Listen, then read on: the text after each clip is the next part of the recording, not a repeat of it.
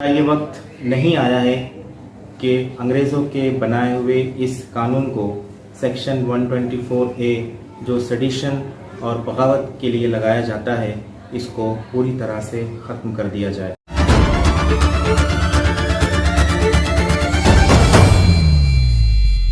बिस्मिल्लाहिर्रहमानिर्रहीम। Equity under trial में आपका इस्तकबाल है। आज हम एक बेगुनाह कैदी का जिक्र करेंगे जिनका पूरा नाम है मुस्तफ़ा कमाल शेरवानी। आज से ठीक 37 साल पहले 1984 में इन पर बगावत का एक मुकदमा दर्ज किया गया। मुस्तफ़ा कमाल साहब एक पढ़े लिखे इंसान हैं और उन्होंने अंग्रेज़ी में एक मजमून लिखा जिसे जमात इस्लामी के अंग्रेज़ी तर्जुमान रेडियंस में शाये किया गया। मजमून का नाम था सेक्युलरिज्म विज अविज हिंदू चावनिज्म। इस आर्टिकल के शाये होने के बाद हुकूमत हरकत में आती है और होम मिनिस्ट्री पुलिस को हुक्म देती है कि मुस्तफ़ा कमाल शेरवानी पर सेक्शन 124A और 505B IPC के तहत मुकदमा दर्ज किया जाए। न सिर्फ मुस्तफ़ा कमाल शेरवानी पर बल्कि रेडियंस के एडिटर और उसके मालिक जो प्रिंटर है उन पर भी ये केस दर्ज किया जाता है। उस वक्त रेडियंस के एडिटर थे अमीनुल हसन बदरुल हसन रिजवी साहब और उसके मालिक थे मोहम्मद इकबाल साहब। इन तीनों पर केस दर्ज होता है और दिल्ली की एक अदालत में इन पर मुकदमा चलता है।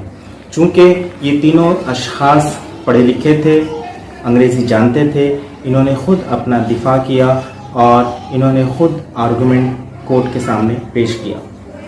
इनका कहना ये था कि ये मजमून इन्होंने लिखा है और इन्होंने छापा है, लेकिन इस मजमून के लिखने का मकसद ये बिल्कुल नहीं है कि वो लोगों को हुकूमत के ख़िलाफ़ भड़काना चाहते थे या बगावत करने पर आमादा करना चाहते थे। इनका कहना है कि आर्टिकल 19 के मुताबिक जिसमें इजहार ख़याल की आज़ादी है, उस आज़ादी का इस्तेमाल करते हुए उन्होंने चंद हक़ाइक़ हुकूमत को दिखाए थे। केस दर्ज होता है, चार्जशीट फाइल होती है, अदालत में मुकदमा चलता है और इस केस को साबित करने के लिए पुलिस कुल 8 गवाहों को अदालत में पेश करती है। गवाहियों के बाद जज खुद इस आर्टिकल को पढ़ते हैं और महसूस करते हैं कि इस आर्टिकल में कोई गलत बात नहीं लिखी गई है, बल्कि आर्टिकल 19 ऑफ कॉन्स्टिट्यूशन का प्रोटेक्शन इस आर्टिकल को हासिल है। सेशन कोर्ट के जज जिनका नाम सत्यनाम सिंह है, उन्होंने ये फैसला दिया। 15 साल अदालत में ये मुकदमा चलता है और 15 साल तक बगावत के जुर्म के तहत ये केस लड़ते हैं।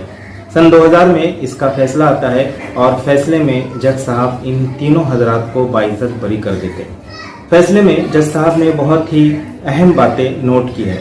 उन्होंने कहा है कि जो मजमून लिखा है उसमें हिंदुस्तान के अंदर सेक्युलरिज्म के बारे में कुछ सच्चाइयाँ बयान की गई है जो कि गलत नहीं है और इजहार ख्याल की आज़ादी के तहत इसको बयान किया जा सकता है।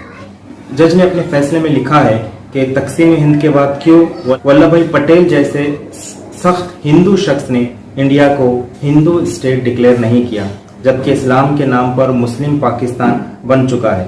जज ने लिखा है कि हिंदू सोसाइटी में बड़े तजादात है जिनको एक मजहबी उसूल के तहत मुत्तहिद नहीं रख सकते। मुस्लिम गालिब आ जाएंगे ये डर दिलाकर हिंदुओं को मुत्तहिद रखा गया।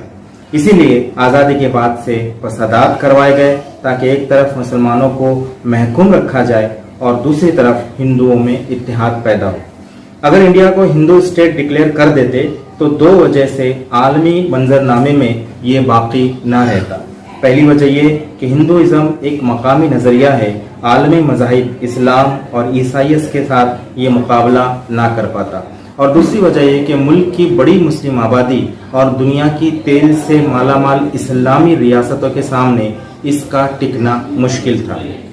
मुल्क में ऐसे हालात है कि आम नाजिर हुकूमत के हर शोबे में हिंदू देवी देवताओं की मूर्ति देखकर ये मानने पर मजबूर है कि इंडिया सेक्युलर स्टेट नहीं हिंदू स्टेट है। अगर एक साउथ इंडियन हिंदी ज़बान की मुखालिफत करता है तो ये एक मकामी मसला है, अगर मुसलमान ऐसा करे तो वो कम्यूनल है।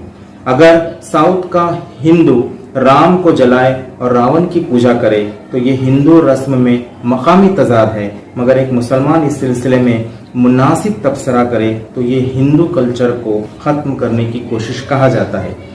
अगर एक हिंदू ताजमहल और कुतुब मीनार की गलत तारीख बताते हुए कहे कि इसे हिंदू रूलर ने बनाया है तो उसकी तहसीन की जाती है, मगर एक मुसलमान सही तस्वीर पेश करे तो इसे हिंदू कल्चर को बर्बाद करने वाले का मददगार के तौर पर कहा जाता है। जज ने लिखा है कि अगर ऐसा ही चलता रहा तो वो दिन दूर नहीं जब ख्वाजा मोइनुद्दीन चिश्ती, हजरत निजामुद्दीन औलिया, हजरत वारिस अली शाह, हजरत शाह सीना वगैरह के बारे में ये कहा जाएगा कि ये सब हिंदू थे और मुस्लिम हुक्मरानों ने उनके नाम बदल दिए। जज ने लिखा है कि इन बातों की रोशनी में ये बात आया है कि सेकुलरिज्म के नाम पर इंडिया एक हिंदू स्टेट है, हिंदुइज्म नेशनलिज्म की एक अलामत है। जज ने हुकूमत को मशवरा दिया है कि या तो इंडिया को एक हिंदू स्टेट डिक्लेयर कर दो या सेकुलरिज्म को अपनी असल रूप के साथ नाफिज करो। जज ने खुद वो मजमून पढ़ा और पाया कि ये मजमून आर्टिकल 19 के तहत तहफ़्फ़ुज़ में आता है। मजमून में हुकूमत की सेक्युलर क्रेडेंशियल पर तनकीद की गई है।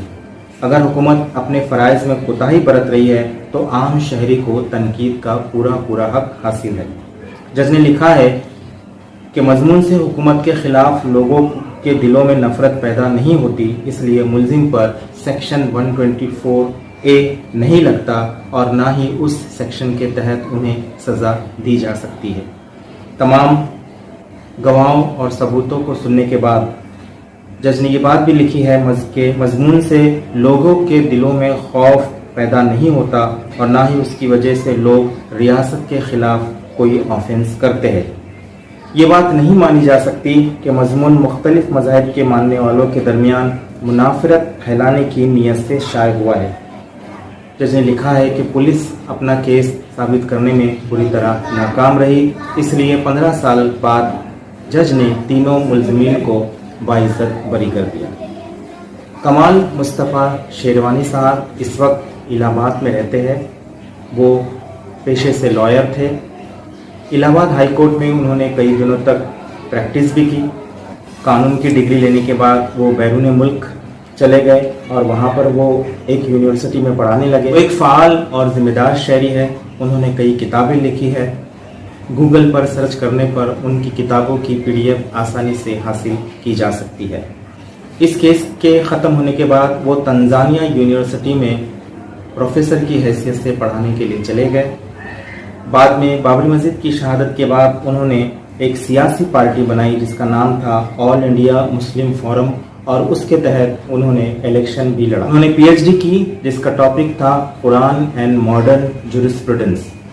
उसके अलावा वो शायरी भी करते हैं और अंग्रेज़ी में एक किताब उनकी आ चुकी है जिसका नाम है वॉइस ऑफ हार्ट। मुस्तफ़ा कमाल शेरवानी साहब ने हमसे बात करते वक्त ये बात कही कि इस केस की वजह से 15 साल वो कोर्ट कचहरी के चक्कर लगाते रहे और काफ़ी परेशान हुए और अपने जेब से इस कोर्ट कचहरी के अखराजात बर्दाश्त करते रहे और 15 साल बाद पर से लगे हुआ ये धब्बा साफ हुआ कि वो मुल्क से गद्दार या मुल्क के बागी नहीं है। सवाल ये है कि मुसलमानों को सिर्फ मज़ामीन लिखने पर इस तरह के झूठे केस में क्यों फंसाया जाता है? क्या ये वक्त नहीं आया है कि अंग्रेज़ों के बनाए हुए इस कानून को सेक्शन 124A जो सेडिशन और बगावत के लिए लगाया जाता है इसको पूरी तरह से ख़त्म कर दिया जाए?